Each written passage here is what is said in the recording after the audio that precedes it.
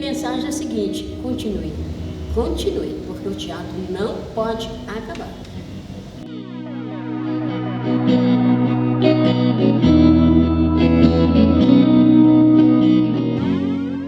E que, puxa vida, não abandone.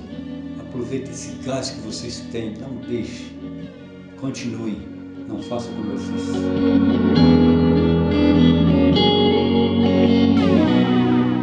A companhia está de parabéns e quem ganhou com isso foi Barroso.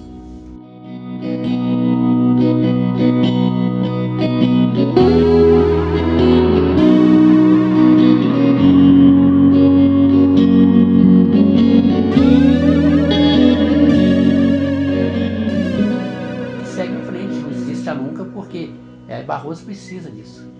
É uma pena, assim, hoje já estou caminhando, mas Barroso precisa muito disso, precisa muito de teatro.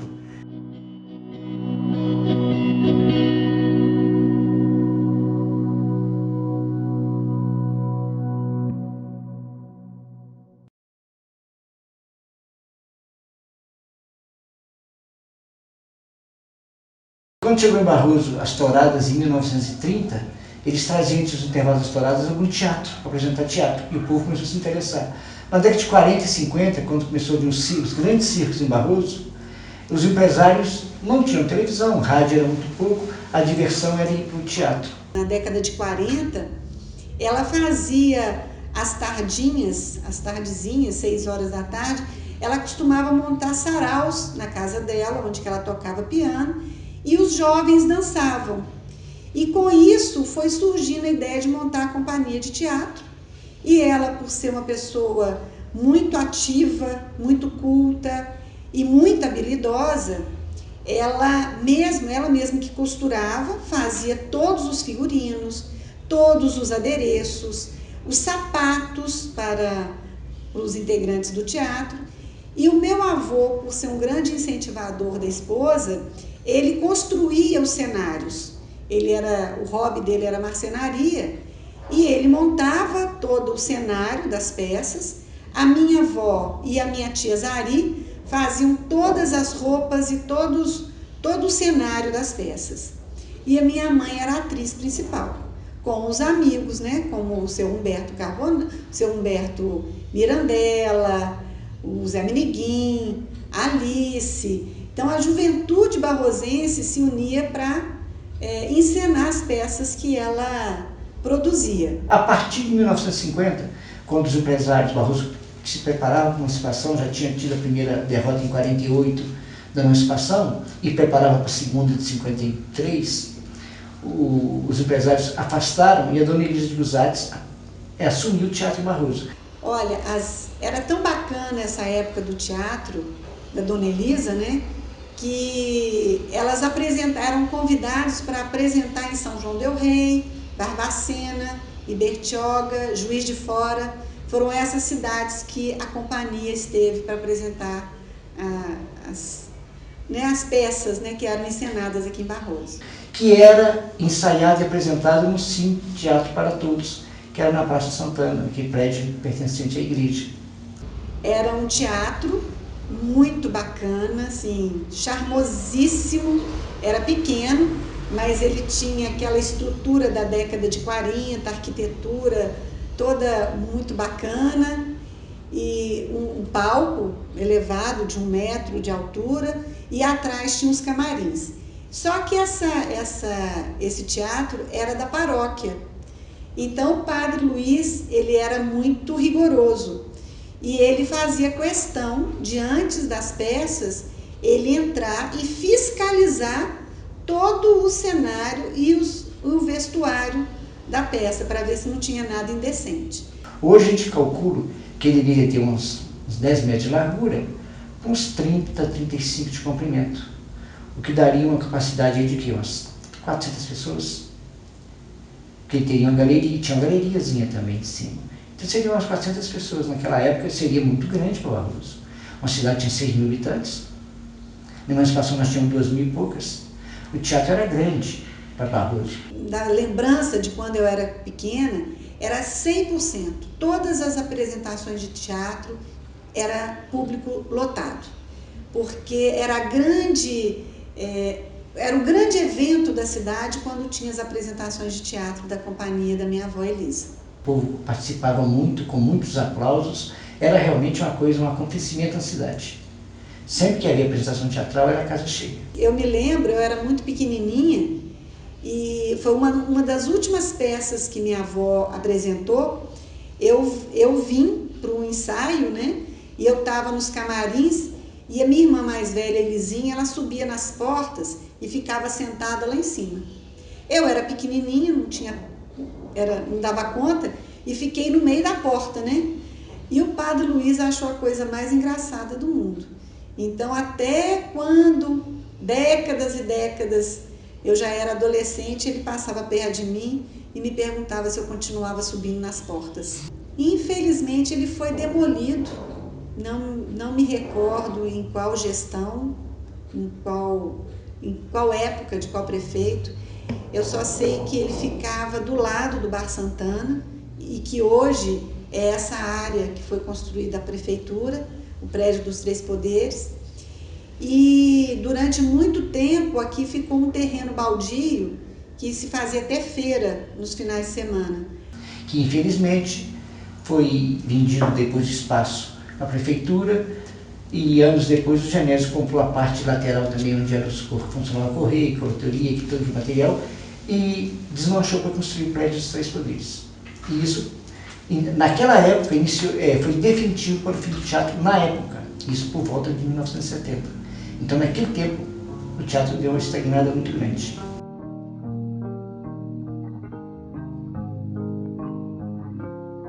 A ressurreição do teatro aconteceu quando foi construído o Centro Cívico de Barroso, que era o colégio municipal. Juntou o Saulo, o Zé Alves, o Targino e resolveram criar novamente o teatro em Barroso. E acompanhado de alunos do colégio, revigoraram o teatro. Porque o Targino tinha trabalhado muito tempo no teatro em Barbacena.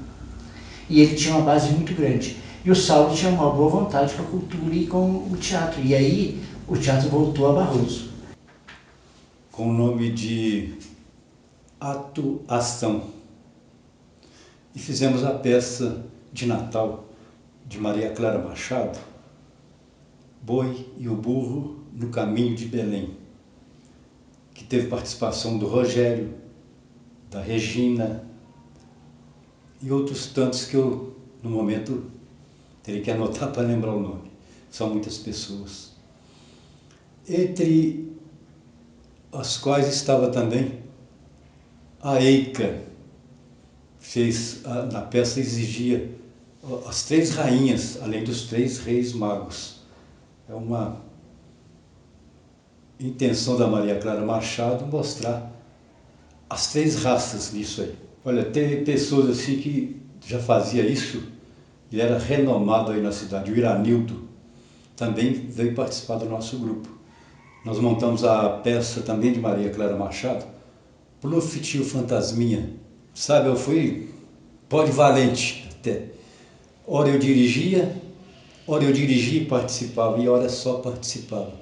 Teve uma peça que fizemos, o Saulo dirigiu e teve a minha co-direção.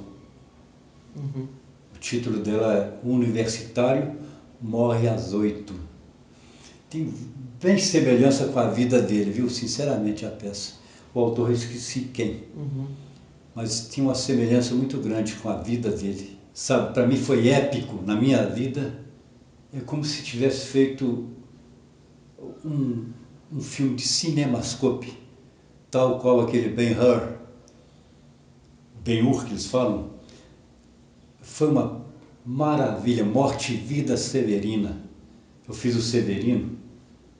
Puxa, aquele sim, foi a coisa que mais marcou na minha vida. A Morte e Vida Severina, ela é profunda, ela mexe com uma comunidade, né, com o comportamento desse nordestino e traz algumas verdades de lá, né, da pobreza, da vontade de crescer, de ter que sair dali. É o êxodo rural, né, seria assim. E isso me motivou muito fazer essa Morte e Vida Severina. Além do mais, ela é musicada pelas Chico Buarque, né? Fez todas as canções da peça, né? Isso trazia muita emoção. Na peça O Boi e o Burro, A Caminho de Belém, no final ela se torna um presépio ao vivo. E entrava Maria com o menino Jesus, que era colocado ali na manjedoura. Só que foi uma surpresa para o público que lá estava. Era meu filho, que era recém-nascido, tinha 3 meses assim, de vida, sei lá, e o colocamos como menino Jesus. Acredito que o público pensava que era um boneco, mas no entanto, quando ele ergueu a perninha, foi um geral, todos levantaram até surpresos com essa atitude. Foi bonito isso. Eu gastei muito do meu bolso, ganhar não. Eu só gostava de fazê-lo, de estar ali no palco, me entregar de corpo e alma. Nada mais interessava. Nenhum tostão. Tudo a gente fazia assim, de corpo e alma, dedicado a isso. O que me interessava mais é distribuir aquela emoção. Eu entrava no palco assim, eu sentia num paraíso, coisa parecida com isso. Mas eu tirava do meu bolso se necessário. Mas ganhar nenhum tostão.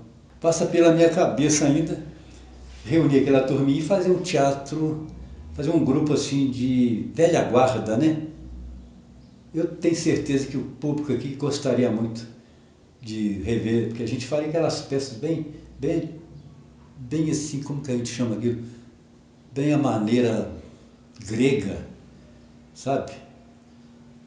Porque, assim, são peças antigas que tem muito diálogo, aquela coisa assim, entendeu? Não como fazemos aí hoje, não precisa de cenário, não precisa de coisa alguma. Você entra e fala. Bom, teatro de arena é assim, bem moderno. E a gente montando um grupo só de velha guarda, né? Fazíamos aquele teatro grego que a gente chamava assim, porque é cheio de diálogos, coisa e tal. Aproveite esse gás que vocês têm, não deixe. Continuem, não façam como eu fiz. Deixei tudo no esquecimento. Eu tenho muita culpa nisso também. Eu poderia ter sido igual ao Iranildo, ele era de dedicação total. Ele foi até o final, sempre pensando no grupo dele, nas peças dele que ele escrevia. Deveria ter sido igual a ele. Barroso não reconheceu o Iranildo. O Iranildo foi um grande profissional em Barroso.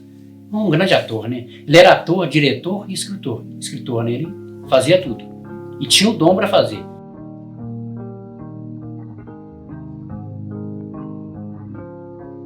Eu e o Iranildo Francisco e eu, ele falou assim, Barroso está precisando de um grupo de teatro. Grande, vamos fazer um. Ele, tá, vamos juntar o pessoal, quem gosta de teatro realmente. Aí escolhe o nome daqui, escolhe o nome dali, falou, mas preciso de um nome. Aí ele, Iranildo, Cena e Arte. E aí veio o grupo Senarte. Muitos atores passaram pelo Senarte, né? Mas Leleco, Dileuza, o Du, né? Popular Du dos Emissão, Manuel Cassimiro, Mônica Terra, meu irmão Elvésio, minha irmã Senira. Nós ensaiávamos no Clube Recreativo Alegria do Morro, porque não tinha o espaço, né? Então o diretor se dia para ensaiar lá. O grupo Senarte apresentava em Prados, Nossa Senhora das Dores, Tiradentes. O grupo Senarte, ele saía muito. Do grupo Senarte, o gestor da época, 1982, 84, a prefeitura patrocinava, ajudava, ali era carro para buscar cenário, era para Prados, a prefeitura deixava sim os carros disponíveis. O que aconteceu é que vestibular, passa no vestibular, vai para a faculdade, trabalho, e também a incompreensão, né, das esposas, ali o ciúme, né? O marido é ator, vai contracenar, às vezes tem uma cena assim mais que chega mais assim, a esposa já não entende tanto, então ali já dá aquela pressão no marido, aí fica a questão, ou família ou ser ator. A família É a escolhida. Então, foi desvencilhando e acabou.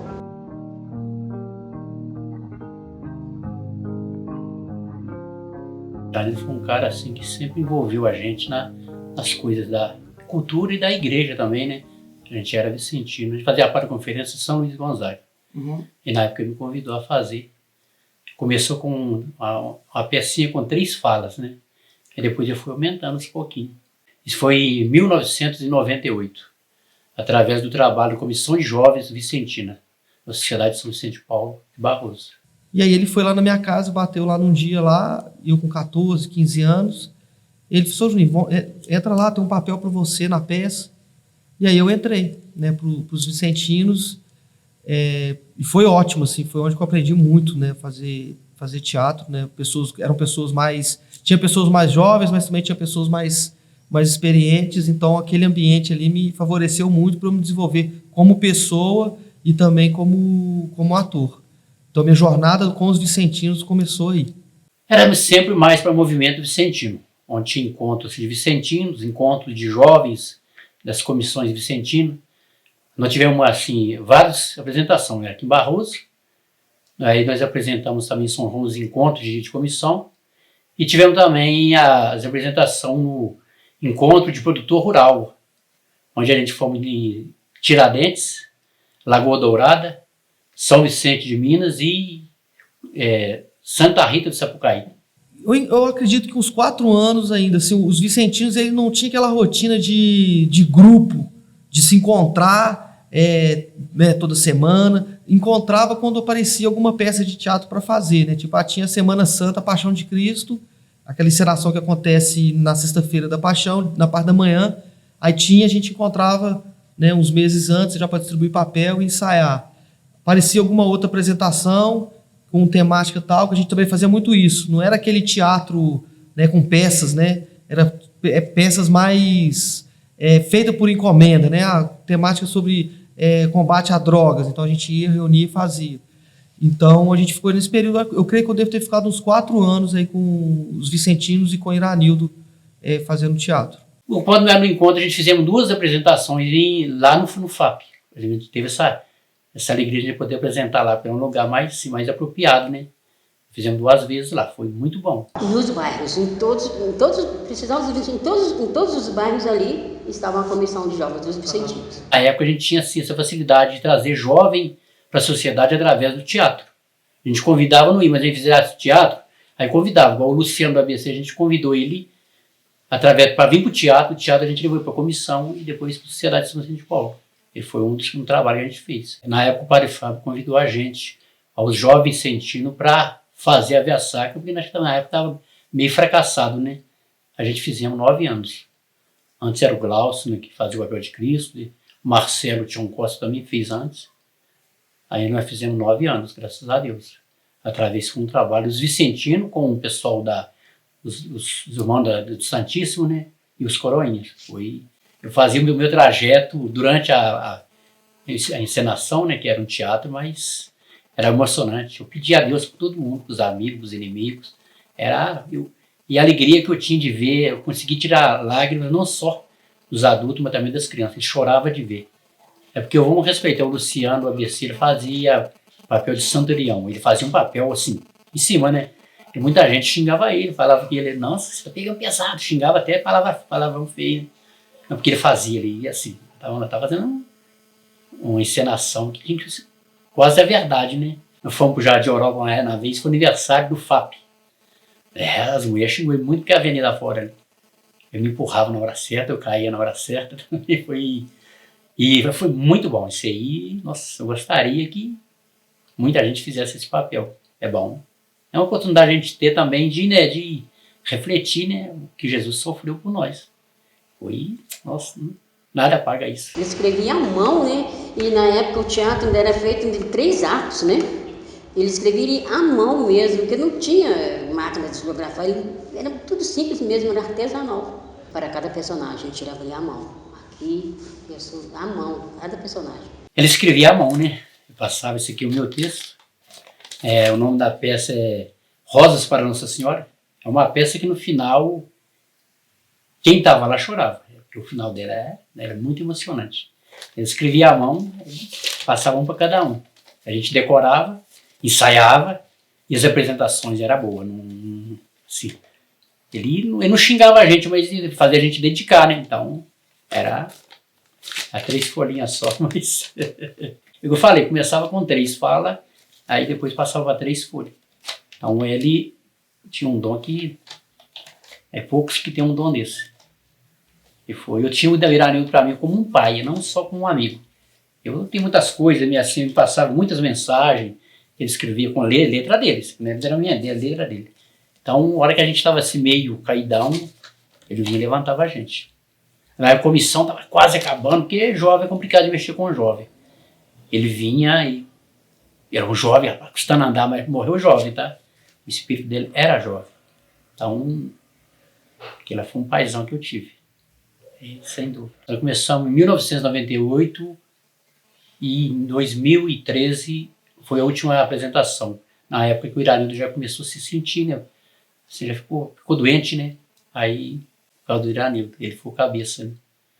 Ele que tirava a gente de casa para ir apresentar. Né, que eu acho que é o grande nome do teatro na cidade. É um cara que talvez não teve todos os méritos, todo o reconhecimento que ele merecia ter. É um cara que eu considero que era até fora do nosso tempo, né? Autodidata, não tinha estudo e escrevia era o autor dos textos, dirigia, atuava. Então ele era responsável por esse grupo dos vicentinos e por algum motivo alguém chegou no ouvido dele falando que eu gostava de fazer teatro. E uma pessoa humilde, né? Na realidade é um cara, às vezes o Juninho, que às vezes passava esses apertos em casa, assim, no início com parte de alimentação, e não falava. Depois a gente foi descobrindo, a gente foi, assim, Severino não está aqui para testemunhar, que já foi também, né? Ajudou muito ele. Passava os apertos dele, mas não falava, não pedia não. Ele era aquele pobre que precisava, estava em casa, mas não falava. Esses pobres já pedindo, fica pedindo, né? Tem uns pobres que pedem que realmente precisam, outros não precisam. Aí ele não pedia. E se ele tivesse um pão na casa dele, ele fazia você comer a metade. Uhum. Nossa, chegar na casa dele, é a minha coisa tá na minha casa. Então ele era uma pessoa assim, não tem igual, essa é a verdade. Foi uma pessoa simples, morreu simples. E se alguém tem chance de ganhar o céu, eu tenho certeza que ele está lá. Eu acredito que o Iranildo era o mentor de tudo ali, né? Porque o Iranildo era o escritor, diretor, então ele era o pilar, né, do grupo. Eu acredito que a falta dele, o grupo tenha acabado. Gostaria de ter um texto completo dele na minha mão, mas não tive, engraçado, infelizmente não tive essa oportunidade de pegar.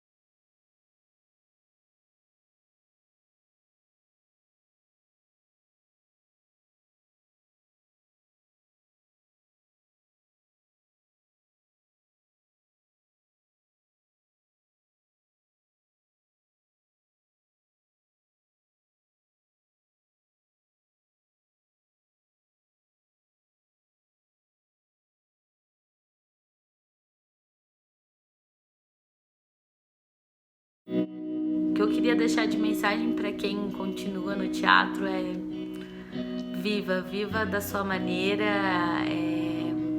não perca essa essência, a arte alimenta a vida, é uma necessidade básica a arte para todos os seres humanos e se sinta honrado e grato por poder proporcionar isso para as pessoas.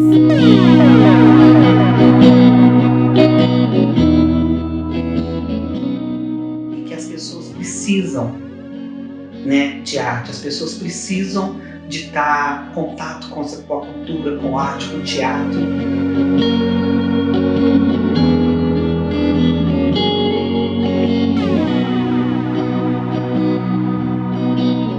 A mensagem que eu deixo é que essas pessoas continuem respirando junto com o teatro, porque elas precisam abraçar o teatro de forma carinhosa e voluntariosa, né? Porque a gente sabe que é difícil sobreviver como um profissional do teatro numa cidade de 20 mil habitantes, em qualquer lugar do Brasil. Nesse momento difícil, né? A arte é que vai salvar o mundo.